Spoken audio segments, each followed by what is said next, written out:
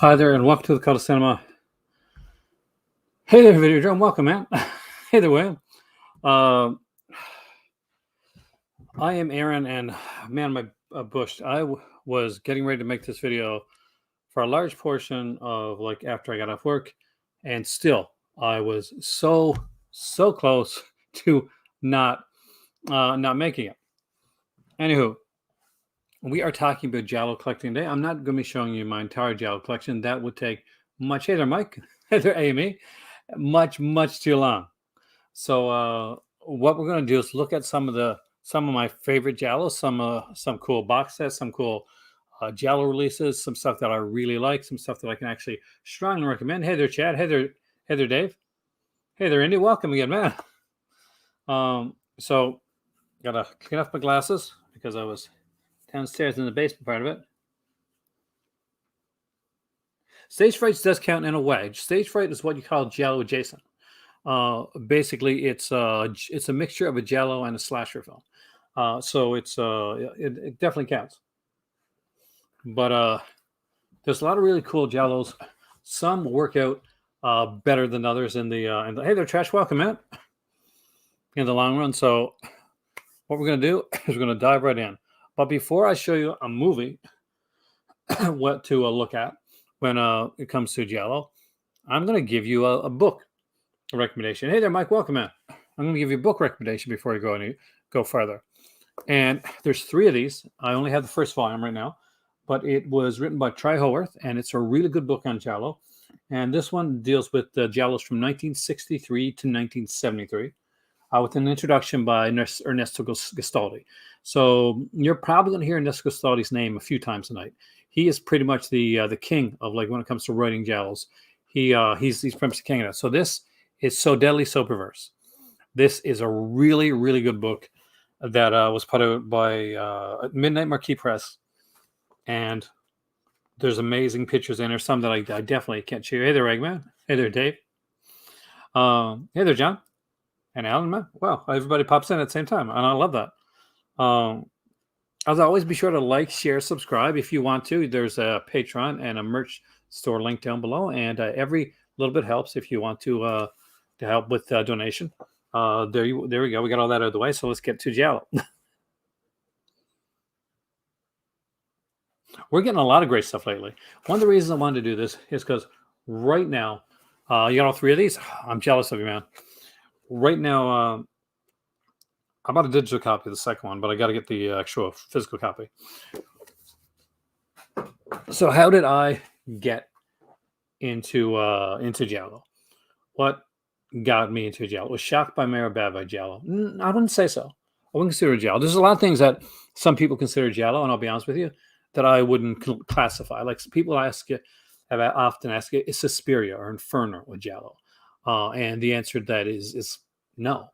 There's a murder kind of mystery, but you can have some supernatural kind of aspects to certain Giallos, but it's a bit of a picky situation when it comes to that. The name of that book is So Deadly, So Perverse, Trash. So there's 3 volumes of it too.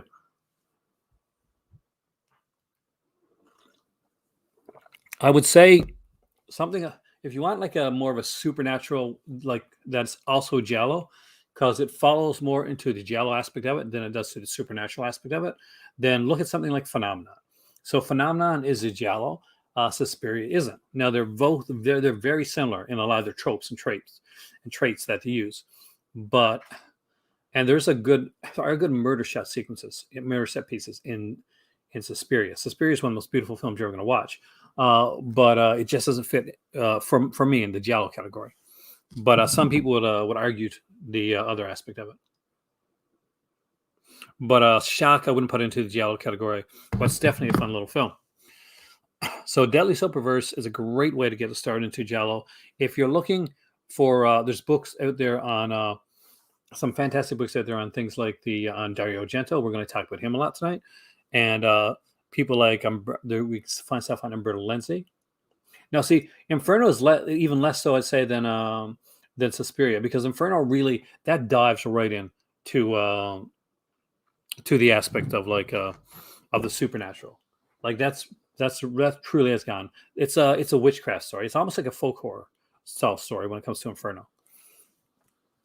So there won't only be Italian ones. There's going to be a couple. There's going to be at least one Spanish one on here. There's going to be at least one Canadian one on here, and there's going to be a couple from the United States. Because yes, although a lot of people will say that Giallo can only be Italian, that's actually not true.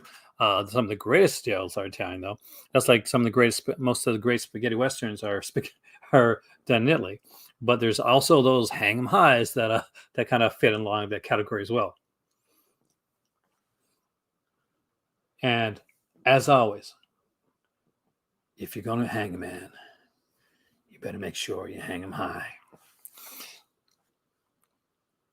So I want to dive right into this, and we'll go right into this aspect of it. I do want to do one other thing, though. So hold with me for a second here. I am just bringing up another page that we're going to look at afterwards.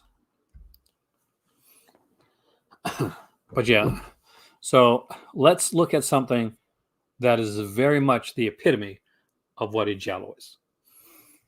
And in a great way, this is a great place to start. Because for some people, they consider this as their first Giallo. For other people, they consider this the best Giallo. This is Dario Argento's Deep Red. Dario Argento's Deep Red is a film about a pianist played by David Hemmings, who is at a lecture with a psychic who, what do you call the mimic Giallo? Depends. I mean, we can call them Giallo adjacent or Neo Giallo.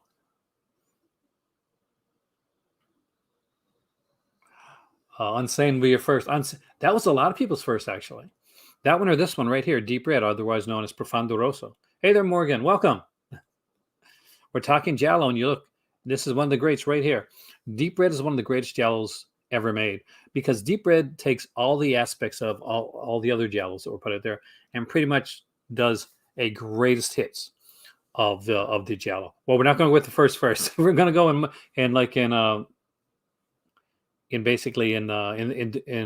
chronological order. Would be all nuts. But it's also a great place to start. Birth Crystal Plumage would be the first modern Giallo. Hey there, Nightwatch. It has been a while, man. Thank you so much. I got to have you on sometime. But there's a lot of Giallos before. Like when you say, like movies like, of course, Mario Bava when he did Blood and Black Lace, or even better yet, like the Girl Who Knows Too Much. And films like Umberto Lenzi had done like Giallos before, like Dario Argento had done them. I wish I'd gotten the 4K, but this is a pretty cool edition. So I'm not too bad upset about it.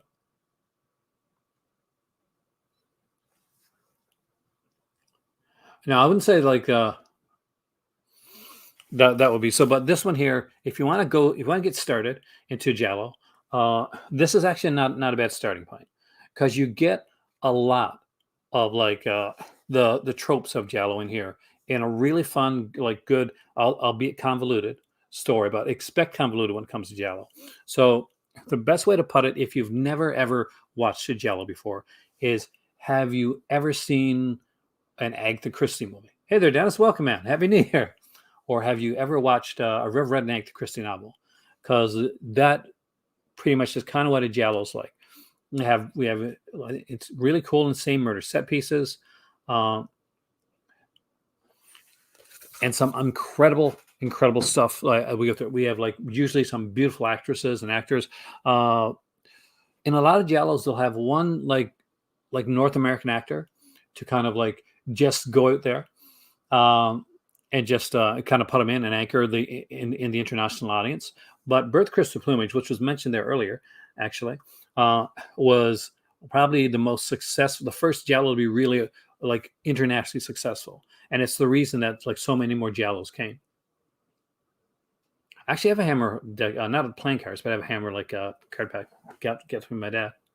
But there's also other good ones. Now, I'm going to mention this because it's got a great movie in it, and it's got a really cool documentary by Severin. Put out All the Colors of Giallo, and he put it out with the movie. And I guess see if I can show you the movie. Actually, it's a Sergio Martino film, and Martino is really, really good when it comes to giallos. He's probably one of the best, right up there, right alongside of Argento. And this is All the Colors of the Dark. Now, this one does use semi-supernatural aspects of it. Yep, the director of pieces is definitely Spanish. Does use like aspects of the supernatural, but this is definitely very much a giallo, and a very good one at that too. Underrated at times. Thank you, DIY. Do I consider Spanish films giallo, or does it have? No, it doesn't have to be Italian. A lot of people like, we can get like kind of super snobby at it, like, and people do, myself included at times. I'm like, oh, I'm not sure that could be considered, but yeah, no, there are giallos that are not Italian. There's a couple like that I'm going to mention here, and I'm going to mention one right out the gate. That's why we can kind of like get past that. Here's two giallos that are not done in Italy, but every single part of these films, aside from the fact that they're not done in Italy, are giallo films in their scores, in the way that they're shot, in their plot lines, in their story, in the way that the set pieces are done. And those are Brian De Palma's Body Double and Brian De Palma's Dress to Kill. So have we ever had like North American giallos that have been right up there alongside of the Argentos and the Martinos?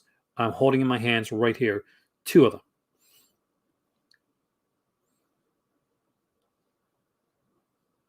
Exactly. Hey, Toku, welcome, man. So if you've gotten Body Double or Dress to Kill, and you've watched these, and these are films that you like, so this is a giallo. These are giallos, very much so, especially with Body Double. Like Dress to Kill, too. Dress to Kill's got like some of the patterns of the black gloves, the scores. I think the score by who did the score on? Pino Donaggio. I know did score on like at least one of these films. On both of them, actually. So you got Pino Donaggio working on both these films. So Pino Donaggio is a well-known like film scorer, and he works a lot with the giallo in the giallo industry. A lot of people don't consider them giallos, where because they're done in North America, and they say they'll look kind of like more of an adjacent. But there's actually like Italian films that are considered giallos, like Sergio Martino's Torso, for instance, which is a giallo, but it leans heavily into slasher territories. So in actuality, the Body Double or Dress to Kill. Hey there, Richard. Welcome, man. Pretty good. Would be closer to a giallo than something like Torso, which is considered one of the great giallos of all time, actually. And thank you, John. Blow It definitely has the feel. Brian De Palma was definitely inspired by the giallos.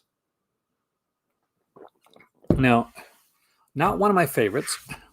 So next one I'm going to show you is not one of my favorites, but it was in the Animal trilogy. So Body Double is my favorite. So I'm glad it's getting some love. So Body Double is my favorite, like Brian De Palma film, and actually one of my favorite films to be up there, right up there with Black Christmas. Is one of my favorite films of all time. I love that film.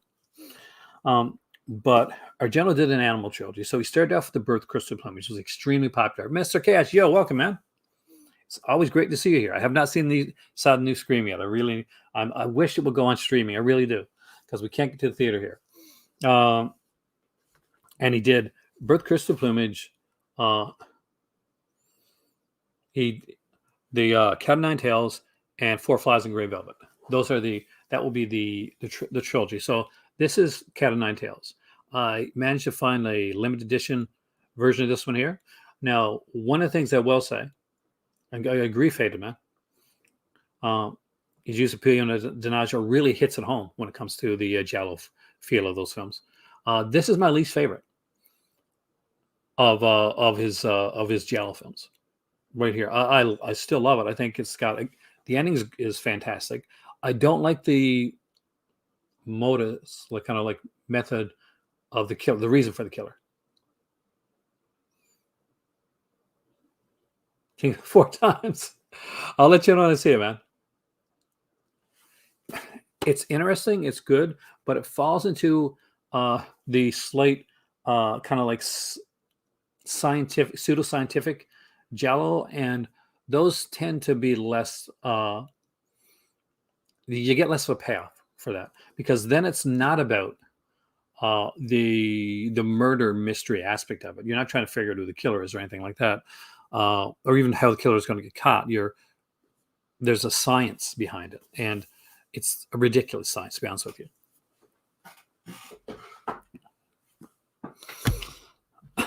Oh, but there are some great ones. It's yeah, it's a little convoluted. Is a nice way to put it. Well, there are various themes, but there's some different types of giallos in much the way that they're different types of like slasher films, or there's different types of musicals or romance films. When people think of giallo, a lot of the time, yeah, female-led ones do tend to be, overall usually better. Though some of the early stuff, Michael Brandon was really good. Uh, some of the, but it goes with different. There's different aspects of the giallo. So basically, you have what we call the jet set giallo. And jet set giallos are often about money. They're usually set often in times they'll be set into like more of a this is why you gotta watch giallo, man, because you can never get burned out on giallo. You can burn it on the other types of Italian cinema, but not giallo. But they'll have kind of a jet set style to them. They'll have like wills, inheritances, something along that lines. People in a house, rich people, more affluent people, they may go fly to different areas. It may be in kind of a different style of than what you'd expect for some of the newer giallos. With Argento, you got what you call the murder set piece giallo, and a murder set piece giallo definitely deals with the murder aspect of it more, and the staging of the murder. It'll be convoluted on purpose, and it'll be fantastic. And then you get some of the what you'd call the you better not talk bad about like Volume 4, because if you do not like Sister Ursula Mastercast, we gotta talk, because Sister Ursula is one of my favorites. But yeah, man, I'll inspire you. Don't worry. But there's so many different types that we'll get into them. But this here, ones I'm about to show you next, are definitely more story oriented, more on the jet set like level of giallo. So this is Lindsay, the Brittle Lindsay Carol Baker set, put up by Severin Films. If you don't have this is something I highly recommend. These are very story based and are very, very well done. It's hard for me to pick a favorite. My least favorite is probably the last one, which is Knife of Ice. But even still, I do really enjoy that film, and I love the way that they twist it as opposed to the way they do with the other stuff. Was Giallo sort of like noir, where the term is defined by critics who noticed these trends, or did the directors say they were making gialli? I think it was more of like a critical term. I'd have to look back into it. I don't think it was like intentional, much in the way like noir wasn't intentional. It was, they took a lot of like a lot of the older kind of the European style of filmmaking, with the shadows and the and then the different styles of lighting and the camera work. It's a fantastic question, actually. But if I had to say, like, obviously I wasn't there back in the day, and I should have read up more to actually answer that. But I would say that's more of a critic thing. And it's kind of ironic because one of the greatest giallo directors of all time is Dario Argento, who started out as a film critic before he became a filmmaker. He was a critic. And then he became a writer, and eventually he worked on Birth, Crystal Plumage, and they thought it was a horrible film, and they only gave it like a small run, but they got it put into a couple bigger theaters, and then they did really well. They were like, so what Mike's talking about is basically giallo means yellow in Italian, and the covers of the kind of crime novels, the Agatha Christie and all those type of like crime novels back in the day had yellow on them to signify that they were crime novels. So they were. So that's where the giallo terminology came from. I got to watch that episode, man. That's my favorite. So now we're going to get to that one. Actually, we'll probably get that one next. But now watch Tenebrae is my favorite giallo. That's so strange. So this is a really great set. And Orgasmo, again, an incredible film with and a great score. And there's a song in this that, oh man, I love this song. I've listened to it so many times. So sweet, so perverse, very different from the first film, and so good. Such a really, really great film. Not only does it have Carol Baker, but I'm pretty sure that we got do we have her in there? Erica Blanc and Horst Frank is in this one as well. A Quiet Place to Kill, again, another fantastic giallo with a gut punch of an ending. I love those. And of course, Knife of Ice, which is completely different than all of the other ones that you've seen previously. Hey there, Gary. Welcome, man. You have great taste, Indy. For those that don't know, Tenebrae is a slightly science fiction giallo. Not in the fact that there's like space or robots or any that other type of stuff, but Tenebrae is kind of set 10 minutes into the future. If you ever watched Tenebrae and looked at the buildings and where he's shot at to be very like sterile and very clean. You got great taste there because Umberto Lenzi did amazing stuff. This is my all-time favorite. This is Tenebrae. The first place I saw a body double was on VHS. I was in Corner Brook, and I was visiting my mom for Christmas,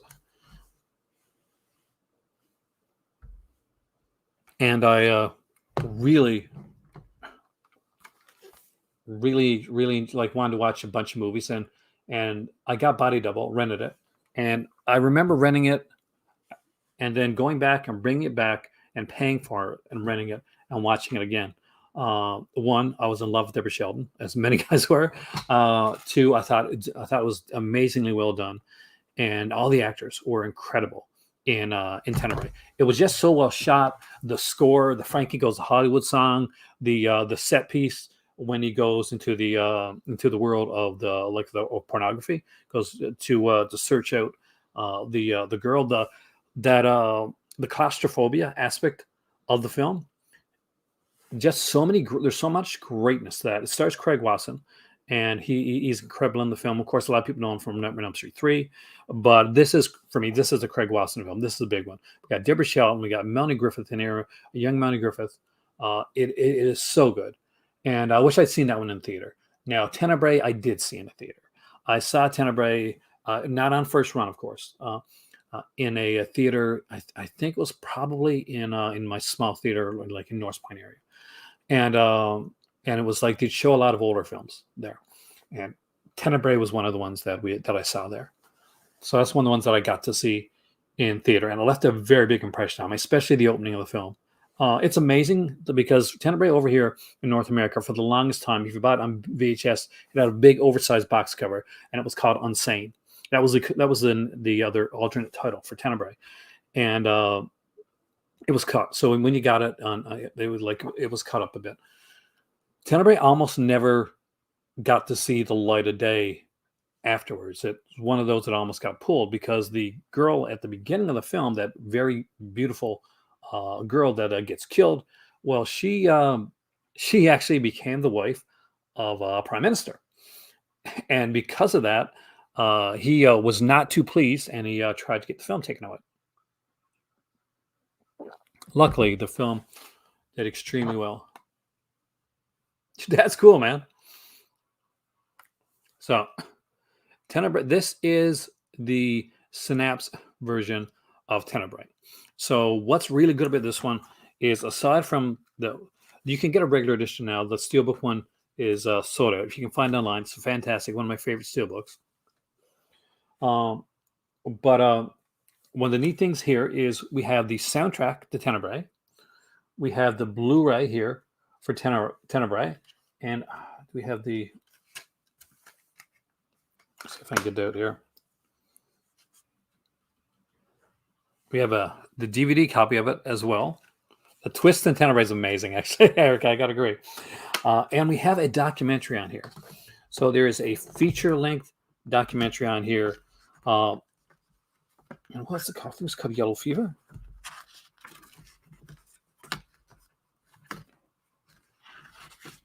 Now, when I got older and found out other things about the film, like there were certain things that really, really blew my mind. And if you ever wondered, like, did Brian De Palma watch, Argento or any of that type of stuff? So here's a scene from Tenebrae.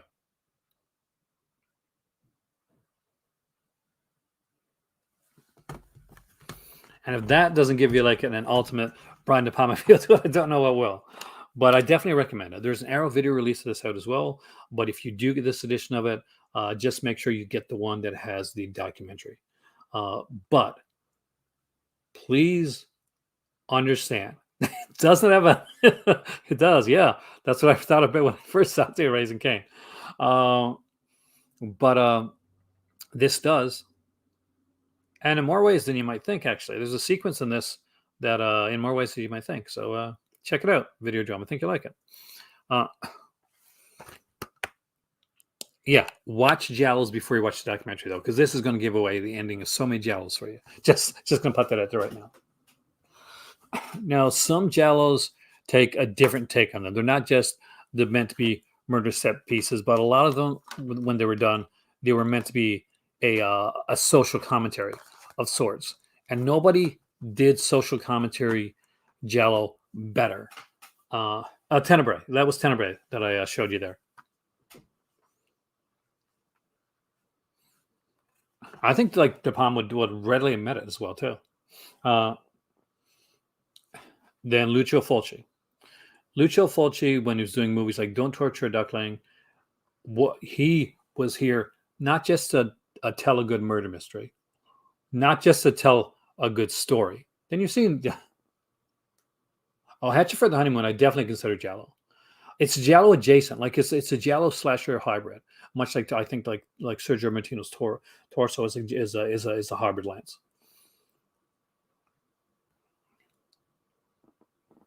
Because there's aspects of both of them in there.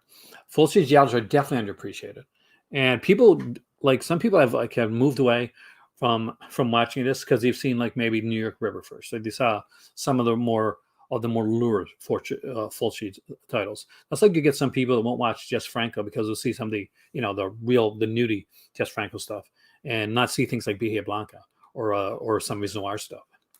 Now this is one of the greats. This is one of the Giallos. It will stick with you. There are sequences in this film, and this one is not one where you're sitting. This is different.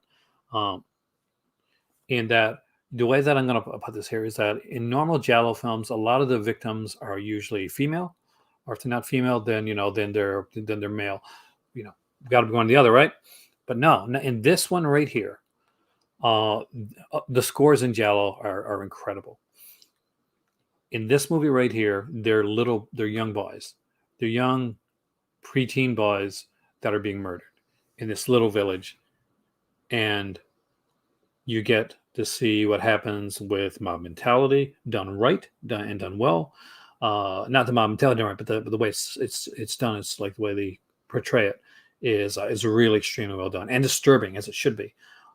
We get to see a damning portrayal of a certain aspect of it. Ooh, Mike, you're getting ahead of me there.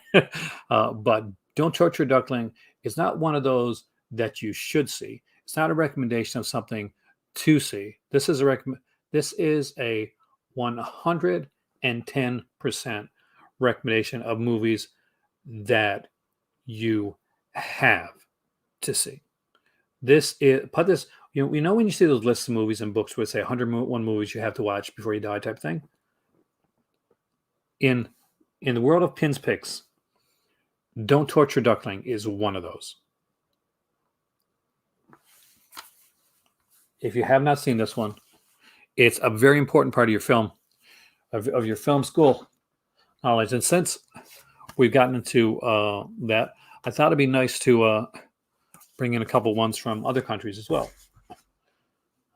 So this is what you would call kind of a hybrid between a giallo and slasher, the giallo adjacent word that I use. But this one falls more into the giallo aspect of it than it would the slasher aspect of it. He did do Bloody Moon, and I think he did Zombie Lake as well. Zombie Lake's actually pretty boring. So it's the one I remember. I think I got it here. This is Curtains. Curtains is a Canadian film. It was shot in Canada. It's a Canadian film. It has mostly Canadian actresses and actors in it. And it has, if you've ever seen the movie, my favorite film, the 1974 Black Christmas movie, then the girl that gets killed at the beginning of the film, we get to see her over and over again because the plastic is put over her face, and we see all those haunting shots of her upstairs in the attic. So she's one of the stars of this film. Barbara Boucher is an incredibly beautiful woman. So if you've passed by this, then don't. Go check it out. This is really well done. Love this. And it is what you call a North American giallo. Pretty much giallo adjacent. Crazy good. I agree with you, Andy, man. And here we have The Corruption of Chris Miller. This is what you call a Spanish giallo. It's a very different. Maybe I got to rewatch it. I'll give it another shot. It's a very different style giallo, but it still fits into giallo. It does not deal so much with the murder aspects of it as it deals with the psychological aspects of it. Now, that being said, there is an incredibly beautiful piece at the beginning of the film with the killer who's dressed up in a freaking scary. What have they done to Solange is amazing. That's a great one. Oh, my local record store, actually. I was at my local record store here in Nova Scotia, and they had a bunch of like different hats there. And I was using like a Halloween hat for Halloween. I kept getting asked, "Am I going to change my hat up?" And I found this one at my record shop. It's got a Chucky on that there, and I had to pick it up. It's good. I mean, like, did you see the previous transfer like of Curtains? It's gorgeous. I mean, like the transfer on Curtains for Snap's version is gorgeous because I had the other transfer, and it was horrible. What they do with that is insane. Red Queen Kills 10 Times, we're actually going to get into. Now, Queens of Evil, I wouldn't consider that a giallo, but it's a great film. It's a folk horror. Thanks, man. But this is a fantastic film, and right to the end. Like, this is got a very old school style ending to it, and I would definitely recommend it. Let's go with one of your ones. Seen The Dead or Alive? I don't think I have, actually. I don't. I mean, like a lot of people would, and I do see the argument for Suspiria as a giallo, but I personally don't take it as one. Although I do take Phenomena to be a giallo.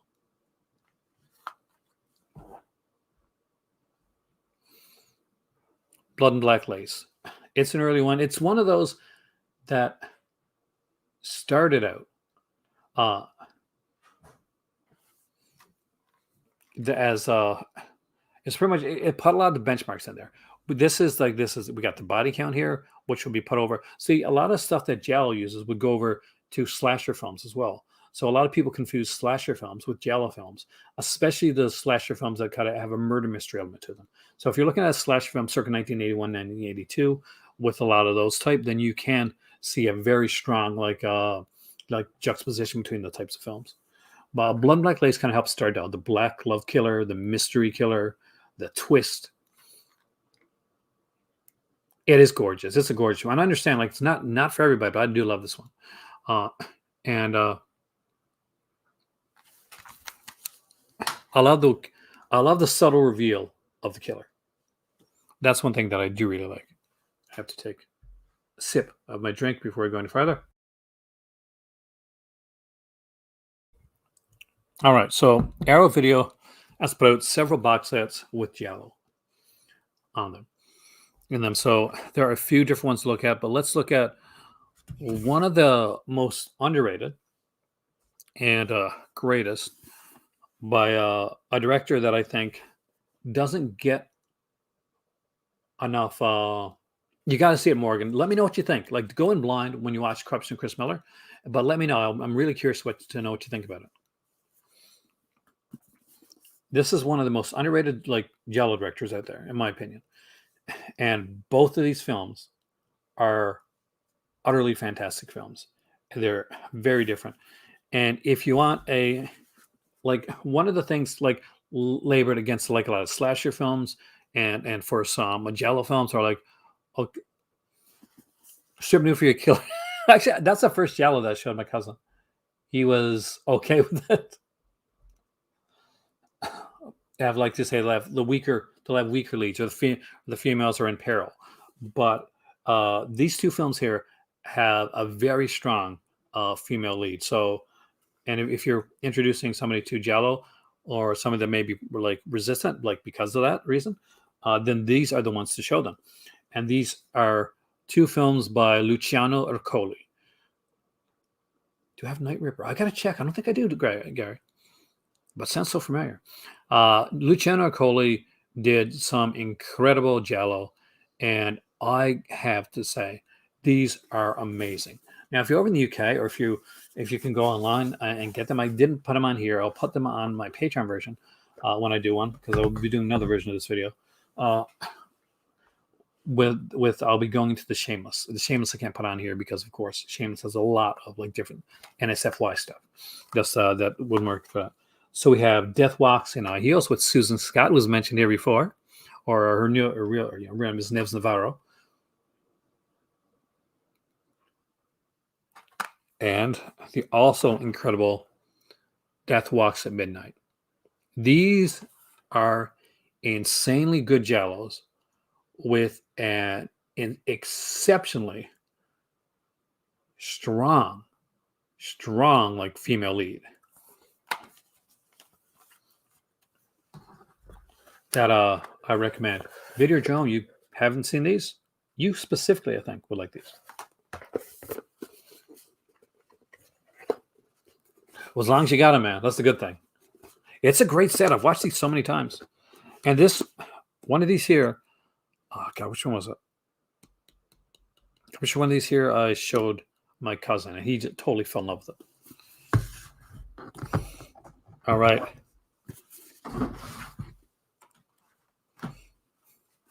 Another box set with some other incredible stuff. Emilio P. Mergelli, Killer Dames. You think this is incredible. These two films are fantastic. They're very uniquely different too. These are not at all the same. Now you can watch a lot of these, by the way, if you have the Arrow streaming app. It's a good place to get started, just to watch a few of these. There, hey AJ, like Death Walks on a Heels better than Midnight. Actually, so do I. So we're the same with that one. I think I showed. Did I show the Martino set? Oh no, that's the. So we got the Red Queen kills 7 times, and this is a very young. Hey there, Anton. A very young Sybil Danning in here. So keep your eyes out because she looks very different. But we got some like really cool stuff in this one because we have Barbara Boucher in this movie here, and looking her utterly most gorgeous. I think Erica Blanc might be this. Is she in this one? Red Queen. Red Queen's my favorite too, but Night Evelyn Came Out of the Grave is a really good one too. There's like giallo. There used to be a giallo like name generator online, and some of these have great commentaries on here as well. So also check over that type of stuff. This one here, as Anthony Stefan, who's probably more famous for his westerns. But that's a nice thing with giallo, and this that Derek just mentioned right there. There's a great replayability. So although you wouldn't think there would be, because you're looking at like films, for instance, that are mysteries, and you would think, okay, this is a mystery, I guess there's not going to be a lot of replayability once I know who it is. But because of the way giallos are shot, because of the scores that are used, the style of acting that's done, the way that the camera work is done, there's just so much more than just figuring out who the killer is in a giallo film, which leads to rewatchability. And rewatchability is definitely key. It's something that's very important when it comes to a film. You want to get a film in your collection that you're not going to just put back on there and you're not going to watch again. Something like, for instance, when I showed you guys Don't Torture Duckling. That's a film with a high rewatchability factor. And there's some brutal stuff in Don't Torture Duckling, but not in the Lucio Fulci New York Ripper way. Definitely watch it. Let me know what you think. Speaking of, like, here we go. Here's the first. This is an early Arrow video edition. It does. It's like Pringles, right? Or Lay's chips. Once you start, you can't stop. This is Birth Crystal Plumage. This is one of the Arrow original boxes. They used to do these window box versions on Arrow, and you'd get like this, and then you could choose like between one of four covers. There's a poster inside. There's a booklet. Early Arrow stuff. But Birth Crystal Plumage, definitely it's a must watch. This is a great giallo. And do you really? I can understand that. I mean, like I love the score. I think that the opening, especially that da da da da da, da that one, that still creeps me up. Fantastic twist in Birth Crystal Plumage. I always say, always go in to like these giallos blind, because you're going to enjoy them more if you do. Now, one of the more recent ones that came out was a giallo that was shot by Argento in the US, and that was Trauma. Trauma often gets a bad rap because it is a bit of a disjointed giallo, and I can't lie and tell you that it's not, or let you know that it's something that's not. It's not one of the greats. Oh, have a fantastic day, Morgan. If you can come in later and check out the rest of it, even if you're when it's not live, feel free to do so. Have a fantastic night. But I enjoyed this film. I enjoyed Trauma a lot, and a lot of the character work here was really, really good. And it did some different stuff than I expected and I remembered. So it had a kind of a solid one. Here's another controversial giallo, and that is Sleepless. It's probably considered the last real giallo that was done by Dario Argento, and it stars Max von Sydow, and of course Max von Sydow is a fantastic actor. So now not everybody is the level of Max von Sydow when it comes to these here. That I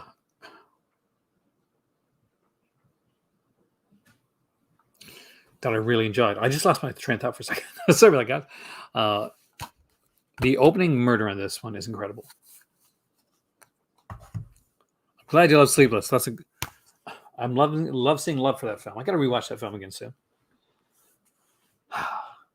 Lucio Fulci pretty much didn't make a bad giallo.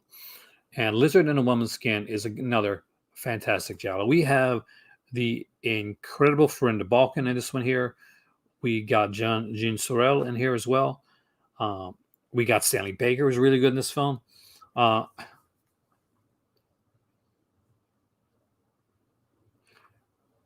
Lizard in a Woman's Skin is an amazing film. There's just one sequence in this film with these dogs. They weren't real dogs, don't worry, or anything like that. But it would look so realistic that he was actually brought into court and had to prove that it wasn't a special effect and that he hadn't done anything cruel to animals. Lucio Fulci may have been a lot of things, but cruel to animals is not something that Fulci was big on, like some of his contemporaries. So, but yeah, incredible sequence though, and haunting.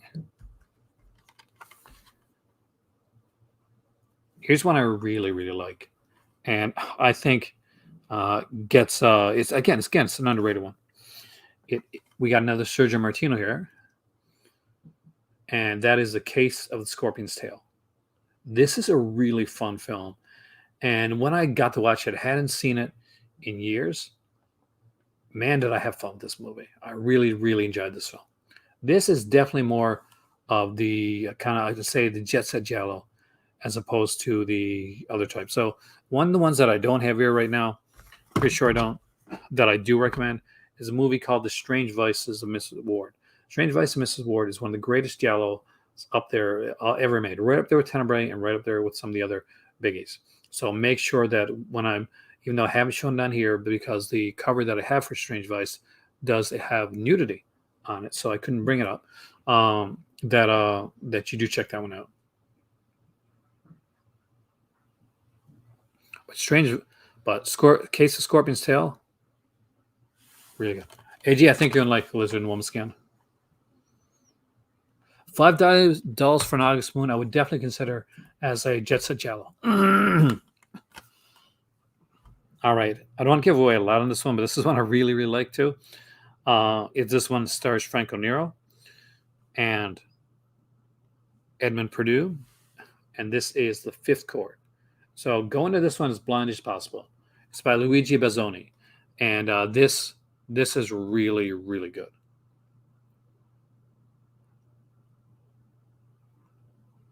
House with Laughing Windows is a fantastic Giallo. For those that have not seen it, if you ever get a chance to check that one out, I would love to see that get a good edition, Eric. That really deserves a really good edition. I've got the Shameless Screen Entertainment version of it. It's worth checking out. I mean, like the Strange Vice of Miss Ward is just such a good Giallo. See, it depends. Like some of these obviously had bigger budgets than others, depending on the director that was doing it. A lot of the forgotten Gialli box sets include ones that are definitely kind of may have some great stories, but they may have to run on a much more limited, lower budget. So that changes the style of what they can do. Not everybody has, unfortunately, what Argento had to work with. So some of them they just have to make best with what they can. See, I've got a DVD transfer of Strange Voice of Mrs. Ward. I'd have to see it, and I can't imagine it's any worse than the transfer that I got. And if it still includes the soundtrack, I'd buy it for that alone, because the soundtrack to The Strange Vice of Mrs. Ward is incredible. All right, The Bloodstained Shadow, one put out by 88 Films in their Italian collection. This is by Antonio Bito, and this is really, really good. It's not overtly in the sleaze aspect of it, but basically it's about a guy that comes home. He's kind of like sort of, I guess you might call him black sheep, but with his sees brother's a priest, and in the night someone is murdered, and it all rolls through from there. Please go in blind with this one. This is a really good film. The initial edition of this one had a small booklet in it right here, which was really good because I left. Hey there, Video Man, and welcome, man. I left this film wanting to know more and being very disappointed there's no special features on it. But this booklet just it quenched my thirst for what I wanted to know about the film. And I think this was, and it's just a short like interview with Bito. And he of course is the guy that also did Watch Me When I Kill, which is another fantastic Giallo that is at 100% underrated.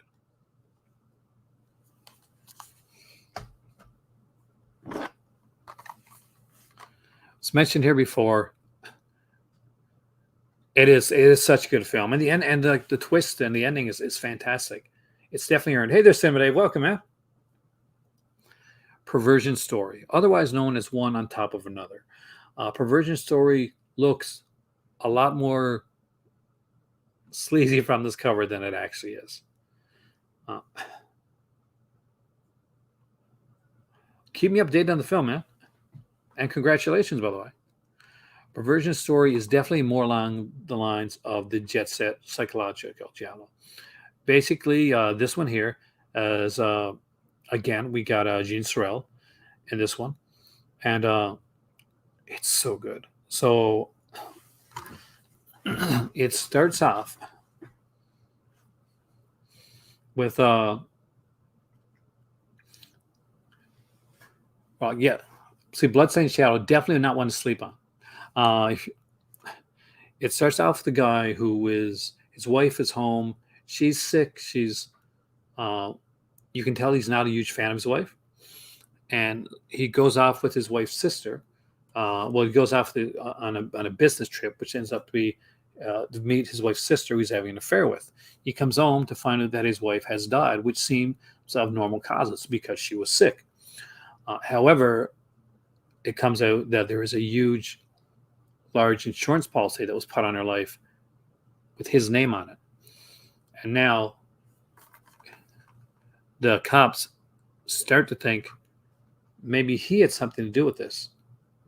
Meanwhile, he goes out and he meets a girl at a strip club that has a uncanny resemblance to his long departed spouse, but couldn't be anything farther from her in personality wise. Hey there, Disconnect. Welcome, man. You're coming in at the tail end of my Giallo one. Definitely some great locations in this one. Beautifully shot film, and it is so good. And this kind of like throws people off because expect this one to be like some ultra like sleazier type Giallo, like something along the lines of strip nude for your killer, but it's not. It's definitely more along like Orgasmo, but basically styles type where it's more of a story based one. So let's get to the ones. It's Mondo's worth like definitely saving up for. Wait for a sale, Lance, and just go in there. And that's what I tend to do because you do tend to have some good sales at least a couple times a year, and sometimes to do like a sale when they're putting out the new releases. So check for sales at that point. I definitely would recommend things along the lines of Perversion Story, Lizard in Woman's Skin, Symptoms, not a Giallo, but a very good film.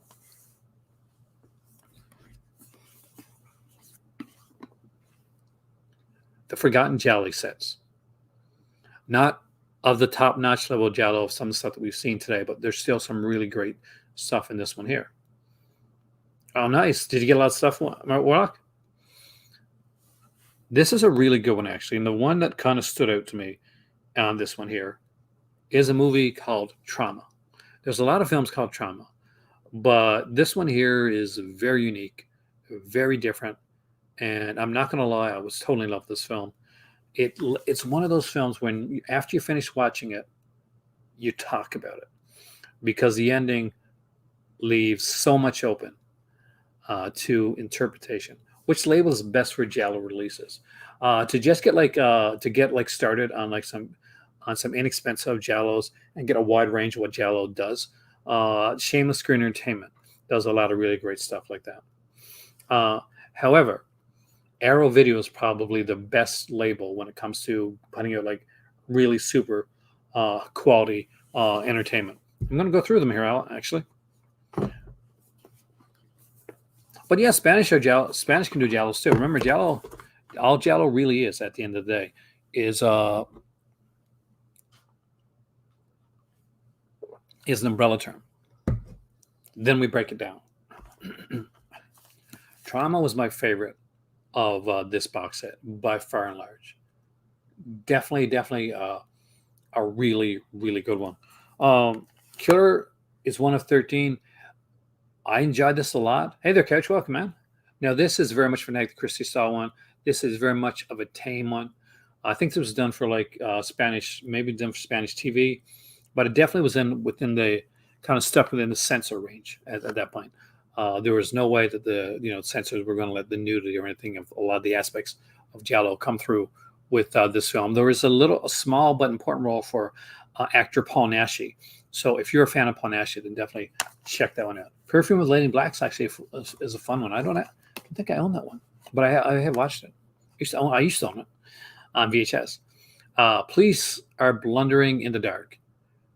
This is definitely, hey there, John, the cheaper looking of all the Giallos, but it's so insane that I kind of love it. I watched it around 3 times. Is it a great giallo? No, it's not a great giallo. Is it a fun film? It's very much a fun film. I would definitely recommend it. I'm just being poor sucks. Yeah, tell me about it, man. Hey there, Dustin. Welcome, man. Now let's get to volume 2, because I will let you know my thoughts on all of the films and all of these here, because there are sales coming up. The halfway to Black Friday sales comes up. I'm going to give you some suggestions for that as well. Hey there, Mr. Sushi. Welcome. So Forgotten Gialli is actually a really, really good one. Is it better than the first one? Yeah, it is. Actually, they keep getting better when it comes to Forgotten Gialli sets. Each one seems to surpass the last one that came before it. And kudos to them on that. Now, my favorite here, we'll get to that. Is it? I gotta go back and forth on this, because these are 3 really good ones as well. 4th is definitely looks to be the best. I don't have the 4th one.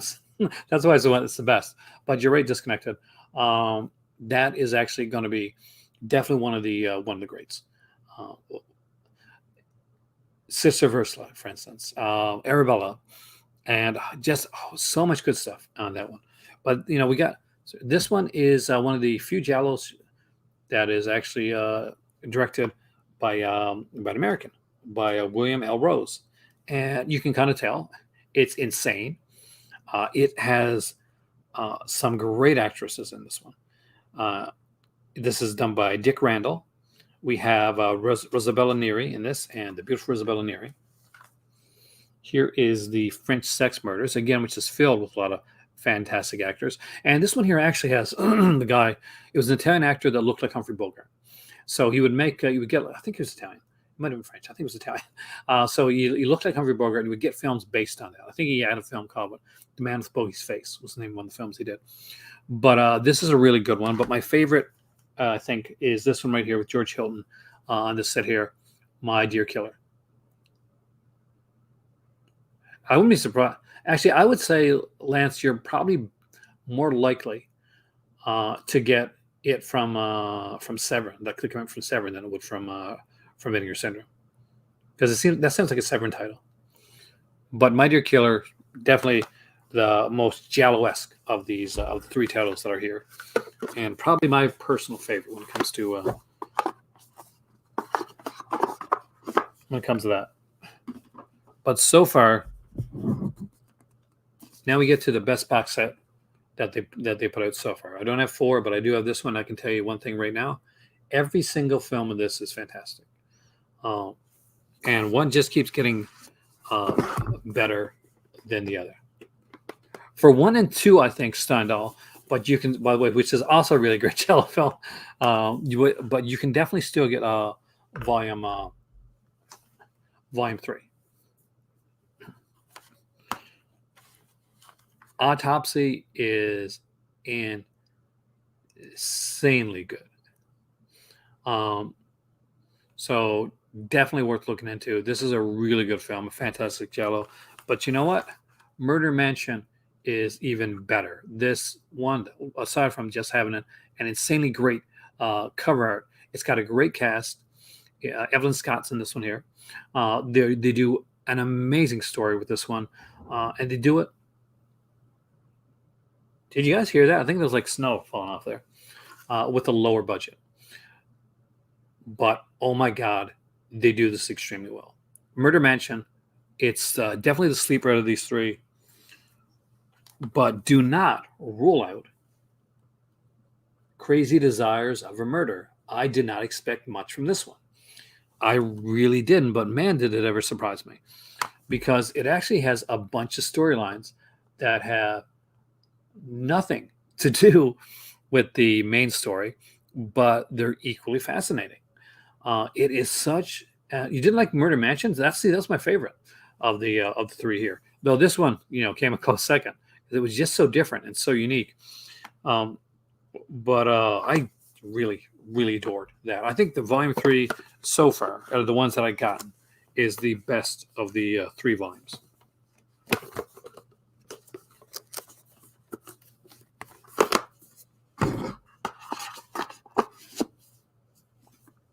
Volume 3. And with that, we've gone through definitely a worthwhile set to get into. It's some really quality stuff there. They usually find.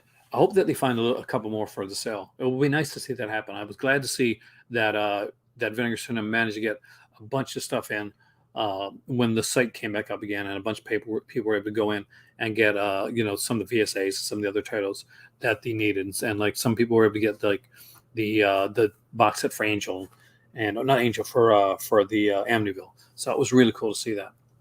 Most Wanted Giallo release for 2022. God, honestly, if they could put out Avada's House of the Laughing Windows, that would 100% be my most wanted one right now.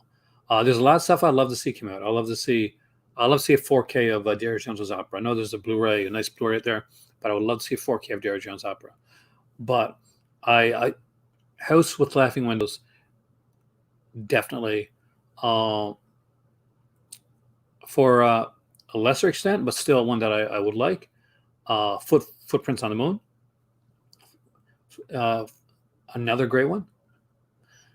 And of course, somebody just mentioned it right there. It's Four Flies in Grey Velvet with a nice 4K release. And I would say that's the one that you would get from Arrow Video. But this has been a taste of the Giallo. Just a little snippet of what's out there. We will be going into more of the Giallo releases down the road. I will be doing a more extensive one that I can do on my channel, one that I can't do on my public channel, that I go to do on my Patreon channel, because it will be definitely NSFY, not safe for YouTube. And I get demonetized all the time now anyway, so I could probably do it anyway, but still, just so that I keep myself at least a little bit safe with YouTube.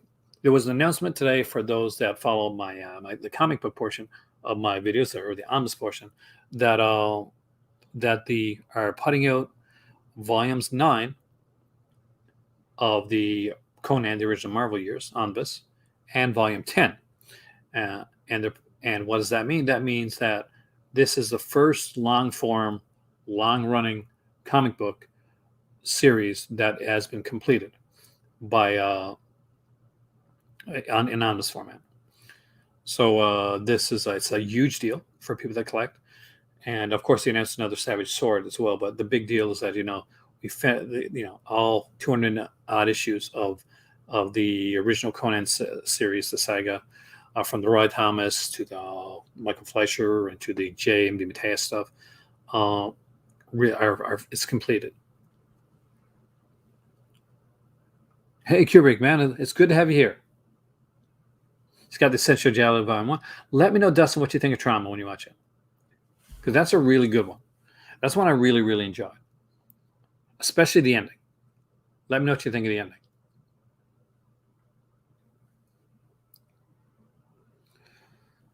Oh, so initially, I was going to say I'll put this off till later. I'll do a video maybe tomorrow or the next day. But I'm glad that I came in now and did this and got to talk to you guys here, and we got to look into Giallo. And hopefully for some of you guys, this is a bit of a refresher. For others, this might be a bit more of a starting point, which is fantastic as well.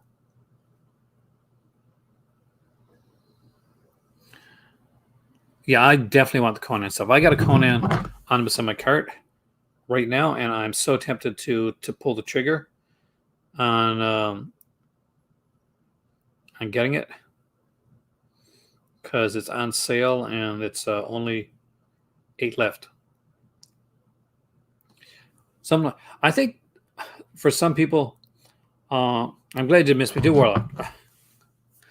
Trauma is one. I think Trauma needs a second watch for some people, because I really think that Trauma is one of those that once the ending hits you, it hits you. It's one of those like, oh, there's a lot more going on here.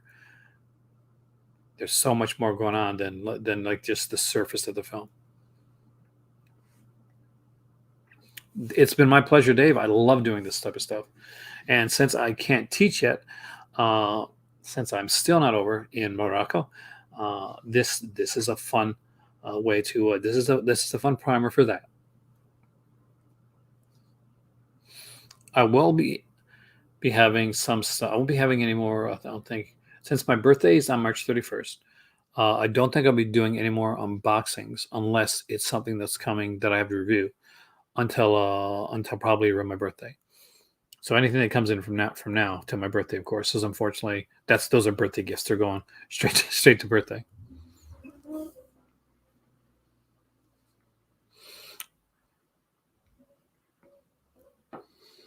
And that's the thing. My mom just asked me. I talked to my mom last night. She asked me what I wanted for my birthday, and I found out that I had three omnibuses that were supposed to be coming at different times, and all three of them, like the date was changed on them. All three of them were coming at the beginning of March, and I'm like, I cannot do that. I cannot afford it. So luckily, mom's getting me one of those.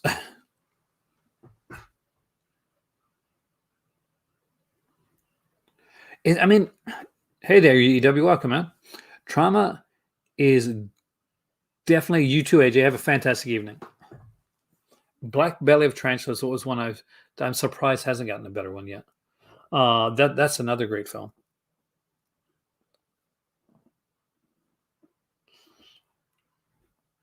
That's the killer part of it. I will slimline. I will trim my movies in a bit, but like it's the getting these big things here is going to be the problem.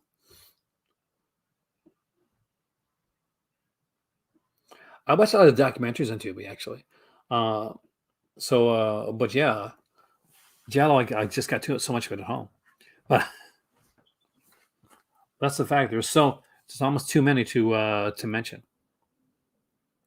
But yeah, oh, I was going to show you. So with the announcement of the Conan stuff, Dark Horse used to put out Conan books. So for those that were interested, like they put out the Savage Sword of Conan, like, pretty much like telephone books. I have gotten hardly a chance to see it. I will now, Video Man. And do you want to know why I will now? Because I finally have weekends again. So now I can sit back and watch movies. But the reason I haven't watched it yet is because me and my cousin are going to watch it. So this is a volume 6 of the Savage Sword of Conan. Just look at the covers of these, by the way. I love the fact that martial arts is getting a renaissance right now. And the artwork on the inside of these is utterly fantastic. I wanted to show these before I went to finish up my video. Needless to say, these were not kiddie books. These were definitely meant for more adult readers.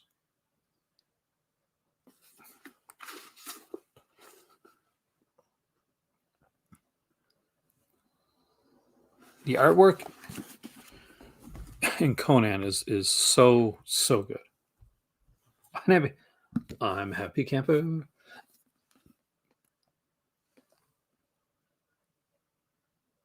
Like, how amazing is this?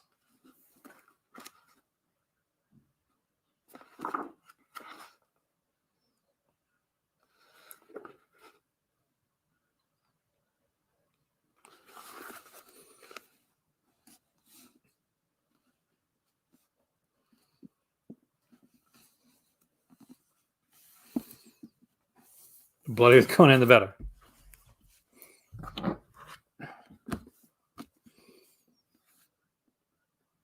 And right here is volume 2. I did have volume 1, but I lost it in my move.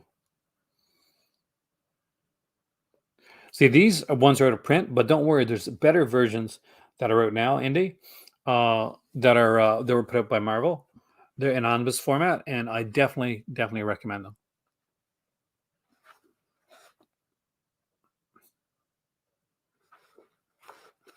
Like, you got artwork in here from people like Boris Vallejo, Mike Zeck, of course, Big John Buscemi. You got writing by Roy Thomas. You got Sonny Trinidad here. Just so many great artists. Just to give you an idea, I'll show you what I mean there.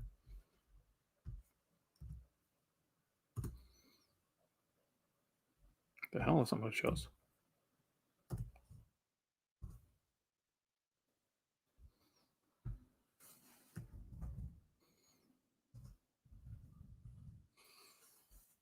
I'll just dive into give you a quick people at the end here. A look into the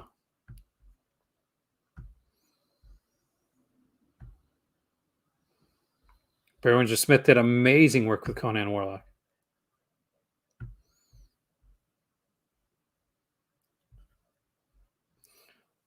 So right here, you can see the some of the books that they put out. The Savage Swords right here. The newest one coming out, King Conan.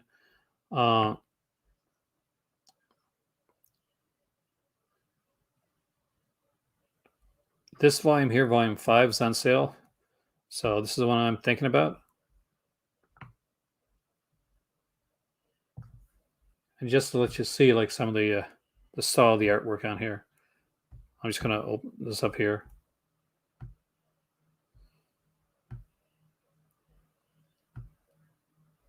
This one right here is over 1,000 pages.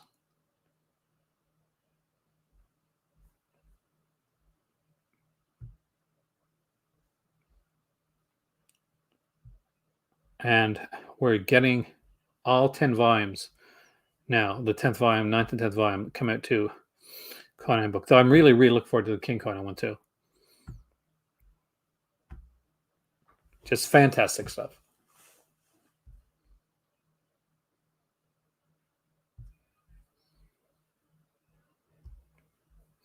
But there we go. A little bit extra for the people that stayed at the end.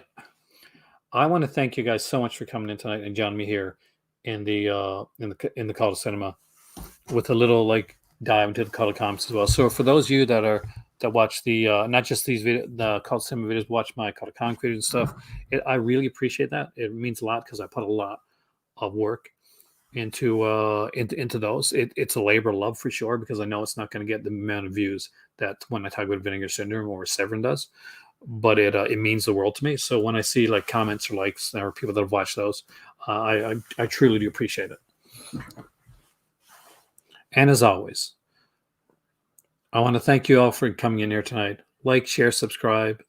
If you would like to donate to the channel, there's a link down there. A small donation goes a long way helping the channel stay afloat, especially now I'm in my 10th year of doing this. And hopefully you're still enjoying it. I am Aaron. You are the Cult of Cinema. You guys rock. As always, it costs nothing to be kind. So above all, be kind to others. Be kind to yourself because you do deserve it. And I hope you guys have a fantastic day. I hope you have watched a great Giallo before you go to sleep. But don't leave it on because I made the mistake of going to sleep with Deep Red on when the soundtrack was playing over the pretty much over the with the opening screen. And I had the most horrific nightmares that night. Guys, have an awesome day. And as always, as a good guy hat says, hidey ho, because you got a friend to the end in the Cult of Cinema. Have a wonderful night. Nightmare for you.